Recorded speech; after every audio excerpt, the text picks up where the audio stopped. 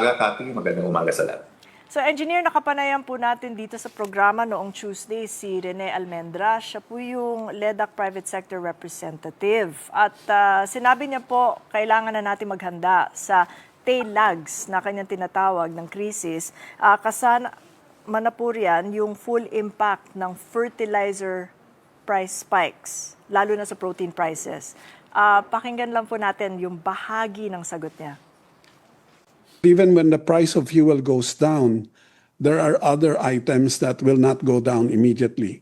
One of them is the price of urea, which was at about 400, is now going towards 800. And the farmer who will buy that fertilizer will now charge more for his produce, which eventually will be used for feed. So that's going to take a few months. And we were calculating maybe third or fourth quarter, you will see the full impact of the fertilizer spike on food pricing, on protein pricing. So engineer, gaano po ba katagal bago maramdaman ng taong bayan yung pagtaas ng presyo ng pagkain? Yeah, so far no, yung ani kasi natin is itong March and April. So yung farmers hindi pa naramdaman yung pagtaas ng price ng fertilizer. Pero yung fuel naramdaman na yung pag-harvest.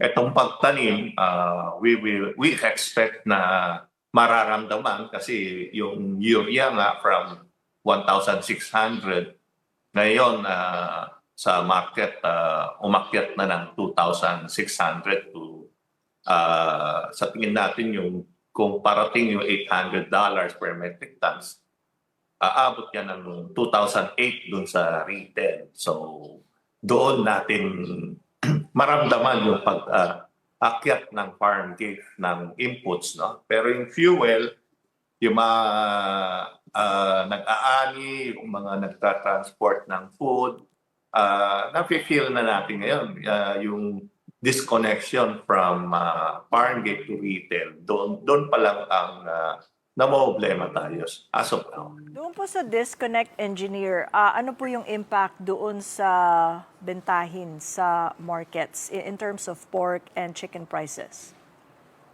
Yeah, kung makita natin, no, yung price ng fuel ngayon nasa 150 pesos. Bumaba ng 20 pesos, so nasa 125 to 130. Pero yung farm gate sa ngayon is 190, no? Yung sa pork, yung chicken is 90 pesos. Pero doon sa retail price ng market, mataas pa rin, no? Umabot ng 370 yung itong kasim, yung lempo nasa 420 na. Pero compare last year, kung same month ng April, ang presyo ng itong farm gate price ng pork nasa 212, no? Yung average ng farm gate price, no? Pero yung nasa retail nasa 361 tsaka 377 lang yung liempo. So kung makita natin doon yung disconnection na sinasabi natin, yung price, no? And yung sa chicken ngayon from 90 bumaba pa sa 85, pero yung sa retail nasa 200 pa rin. So yun ang disconnection na sinasabi natin. So ito pong disconnect, lalaki po ba? Magwa-widen yung gap by the third quarter?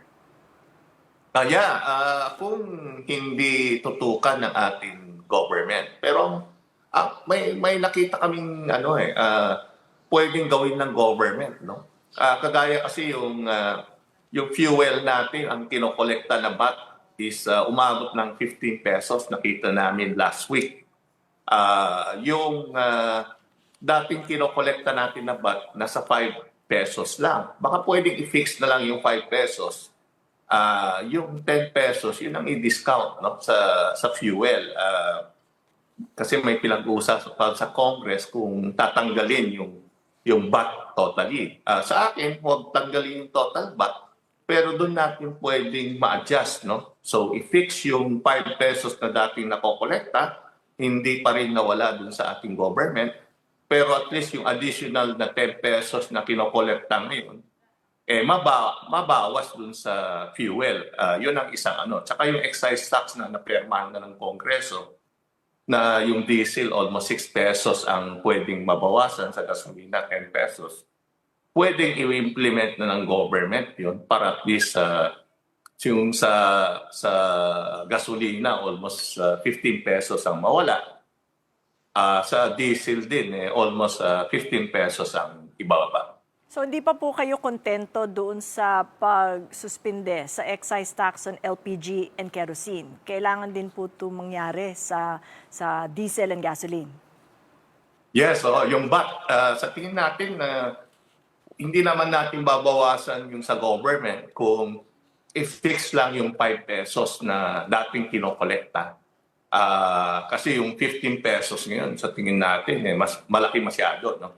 Kasi yung MOPS ng Singapore, tumaas malayo Dati ang crude price tsaka yung MOPS malapit, no? Kung 90 plus yung world market, yung MOPS nasa 97, ganun lang Ngayon kasi umabot ang diferensya is wala tayong masyadong refinery dito, so dun finished product yung kinukuha natin. So yung $200 plus per barrel dun binabase. So ang collection ng VAT natin mas malaki, no? Umabot ng 15 ang nakokolekta. So dun sa tingin namin kung pwedeng bawasan yun yung government, ang ipataw na VAT lang yung kagaya dati 5% collection, 5 pesos collection.